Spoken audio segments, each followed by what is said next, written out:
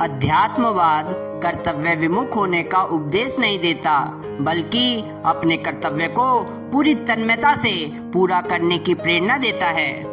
अध्यात्म का उद्देश्य मनुष्य को पाप और कुविचारों की असुरता से छुड़ाकर सत्य और धर्म की सुख शांति भई गोद में पहुंचा देना है। यह सोचना गलत है कि धर्म का पालन करने से हम घाटे में रहेंगे।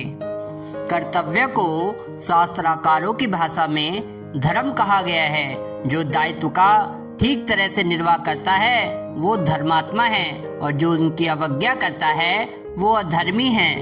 वह विद्या जो मनुष्य को सही दिशा, सही मार्ग और सच्चा प्रकाश दिखाती है उसे अध्यात्म कहते हैं।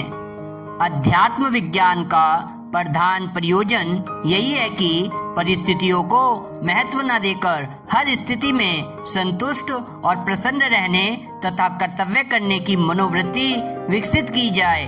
हंसती खेलती और हल्की फुल्की जिंदगी जीने का अभ्यास किया जाए।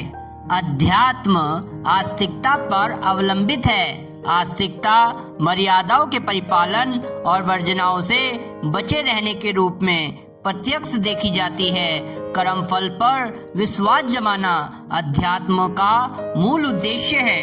अध्यात्म दर्शन का सार निष्कर्ष इतना भर है कि अपने आप को जानो, अपने को विकसित करो और ऐसी राह पर चलो जो कहीं ऊंचे लक्ष्य तक पहुंचाती हो। सारी समस्याओं का समाधान अध्यात्म है।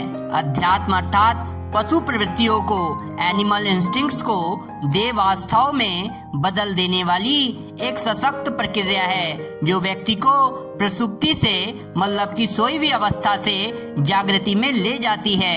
निर्वीर्य, अशक्त, निस्तेज व्यक्ति प्राणों से तो युक्त तो है, किंतु उस कला से अनभिज्ञ है जो उन प्राणों का ऊर्ध्वगमन कर उसे वीर्यवान, शक्तिवान, तेजवान बनाना सिखाती है। अध्यात्म इसी उच्चतम स्तर का पराक्रम है।